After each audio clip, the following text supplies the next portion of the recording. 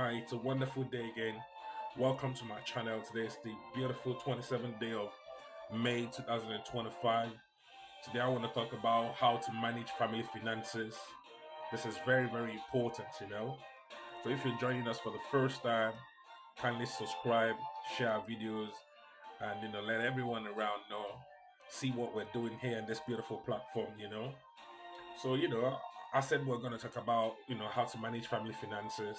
This is really very important, to live a happy and peaceful life with financial freedom. It's very important that we manage family finances properly. You know, Failing to manage our spending habits or agree on financial decisions can cause a married couple to fall into endless arguing. So to get through the many financial decisions present in married life, you have to coordinate a budget and financially plan with the whole family and keep an open dialogue. Going on in the family about money. You know, you got to be very open. Once you form a unit, then you should be open to talk about it. The first thing would be to coordinating family finances. I usually would tell people talk openly about finances, why this is important all the way through life. It is especially important to establish financial honesty before you get married. If one partner has a poor credit history or large debt that are not brought up, before marriage, it can lead to resentment and problems down the road. You know, Before getting married, you should meet with your loved ones and discuss their current financial situation, including how much he makes, where the money goes. Talk about their credit history, any large debt he or she has. This sets the tone for financial openness in the rest of your life together. Today, we have a lot of couples who are having such problems because they actually never discussed about their financial situations. And so, along the line, the relationship, it created a lot of pressure. Another point would be it's good that you meet regularly together to talk about your finances. Decide on a time of the month to get together, specifically to discuss your finances. Perhaps this meeting can coincide with the arrival of the monthly bank payment, bank statement, or due date for monthly bills. That would be a nice time to actually come together as a couple, a unit, and then discuss what your financial situations are. In any case, use your time at this meeting to assess the previous monthly expenditures, mark your progress towards long-term goals, and to process any changes or major purchases that you want to make. Only by talking about money regularly can you make doing so a comfortable and productive experience. If you don't talk about it, if you're not open to talk about it, then you always have pressure. I know a couple of friends who literally broke up. The union broke up because of all these financial issues. One party had student debt that she didn't talk about. Something up to about $30,000, and she waited until it was the third year in the marriage that she actually started talking about it. So another point I tell people is don't make any person the sole manager of the family's money. Many families choose to allow one person to take charge of the family's finances. In my opinion, I think is good that both parties are open about it. This places an unnecessary burden on that person and leads to others being unaware of the family's current financial situation. When this is openly discussed between the couple, then there will be transparency. In addition, if that person lives through death or divorce, it leaves the other completely unaware of how to manage or even assess the family's finances. Solving this problem by splitting up tasks between you and the other person, the other significant half, it's very important. Both you and your spouse should attend any meetings with financial professionals, such as with a loan officer or investment advisor. There's something else I talk about, tell people is decide on an account setup. Families have options when it comes to setting up joint accounts. Some choose to keep everything together while others keep their finances mostly separate. In my opinion, I think that couples should, should be have the free will to decide. I think both people should decide on whether they want to have a joint account or operate the, separate account system. At minimum, you should have a joint account to pay household expenses and your mortgage payments. At the end of the month, you can split these expenses in half and each transfer in an equal amount of money into this account to pay these expenses. Having separate accounts can prevent arguments that might arise from one person's spending habit. This is common, like you come back from work, you already have your partner order Gucci clothes, bags because he or she is a spendthrift.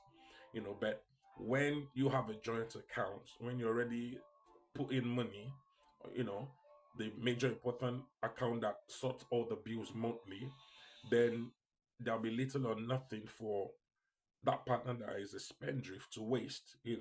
That's why I personally support that couples should have a joint account that basically covers the expenditures for the month and covers things like loan debt and mortgage. Those are very very important. Just make sure to set limits to how much money each of you can spend each month so that one person doesn't end up spending all the family's money. That's common really all the time. um, Another thing I want to talk about is build up individual credit. Even though your finances will be combined, it is still important for each of you to have a strong credit score. Doing so will ensure not only that your credit will be good when you apply for credit jointly, but also that your credit history will remain intact if you split up. A simple way to manage this is by having separate credit cards, each established only in the name of the spouse who uses it. That way, individually, you can, build your own credit score and the rest of it. Have a, another point is choose a budget format. Before you create a budget, you'll have to decide how to keep that budget. While many can get away with just using notepad and pen, others find it easier to track their spending through a spreadsheet or financial software. Um, there are a number of free software platforms available online that you can use to establish or track a budget. For example, we have programs like Mint.com. Manila offers free budgeting services. If you want full service financial software, try Quicken or Microsoft Money. Those are they've been there for long now. Another point would be assess your current spending habits. For a month, write down a note every time you spend money, even for every small amount. Record the amount spent and what it was paid for. At the end of the month, sit down with your spouse and totally up. Add in your major expenditure list. To get a clear picture of where the family's money is going. It's always good to split up expenses by category: home, car, food, etc. If you can, then compare that amount to your combined after tax income. This is your starting point for determining a budget, in my opinion. It may also be helpful to work with bank statements, to make sure you didn't miss any recurring payments or online purchases when totaling your expenses for the month. These things are very, very important.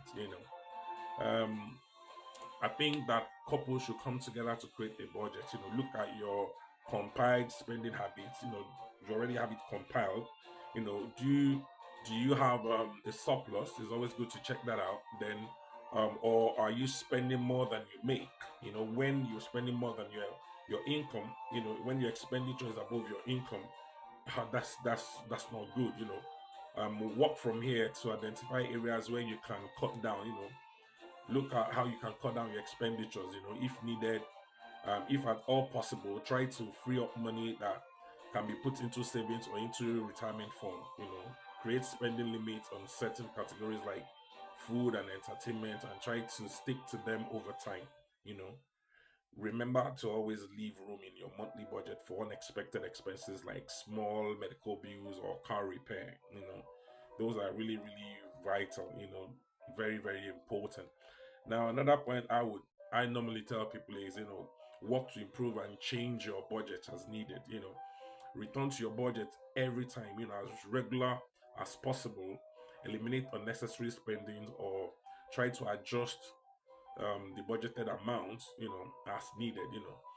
For example, having a child may cause you to have a complete restructuring of your budget, monthly budget. In any case, constantly seeking out areas where you can cut down expenses and save more um, will be necessary. I personally advise people to monthly just look at, it could be your entertainment, it could be what else, miscellaneous.